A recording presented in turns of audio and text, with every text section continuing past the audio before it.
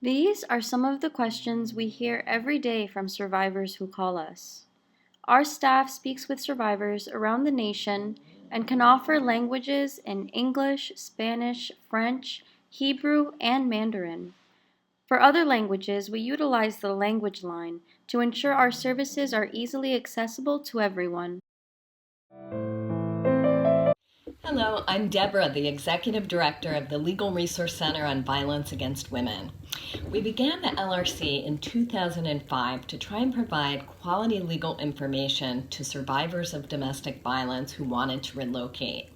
Many survivors wanted to move from one part of the country where they were being abused to a different part of the country where they had family support, a safe place to stay, perhaps someone to watch the children. The laws do not make this easy. Survivors who leave a state with their children can be charged with parental kidnapping in some cases and often have to come back to the original state to litigate for custody. Sometimes they even lose custody of their children. At the LRC, we talk directly with survivors and connect them to attorneys who can represent them in the states that are needed.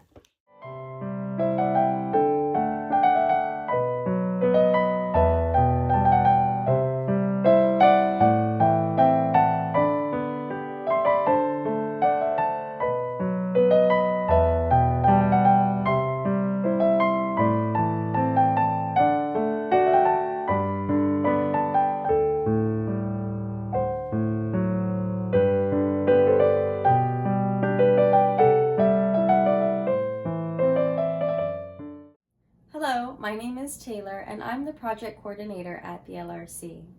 I have worked in the anti-violence field for 6 years.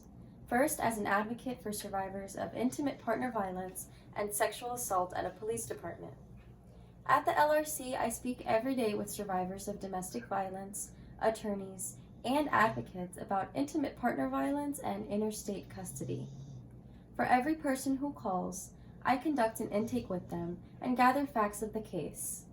That sounds like a simple task, but it's a bit more complicated than that because, for the survivors who call us, I am asking them to talk with me about oftentimes the most traumatic experiences of their lives.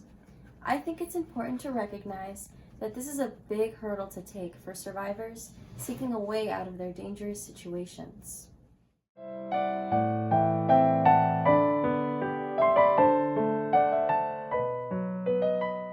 Hi, I'm Maria, the Deputy Director of the LRC.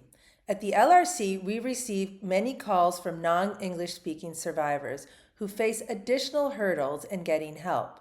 Many of these non-English speaking callers are immigrants, and their abusers use this information as a weapon to keep their partners captive and in submission. Many have nowhere to go and no one to turn to if they want to escape their abusers. Before calling the LRC, they may not know that they are entitled to protection orders, child support, free legal services, and even legal relief under federal immigration law. This is the kind of vital support that the LRC provides to these survivors.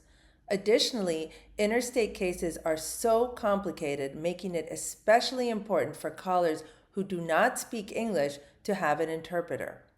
Our staff speaks 5 languages, including Spanish, and we have access to a language line when needed. We are a small team of 2 part-time attorneys and a project coordinator, and we depend on donors like you for the vital work that we do. Please consider making a donation to our organization. We rely on the support from friends like you to make our services a reality. Thank you.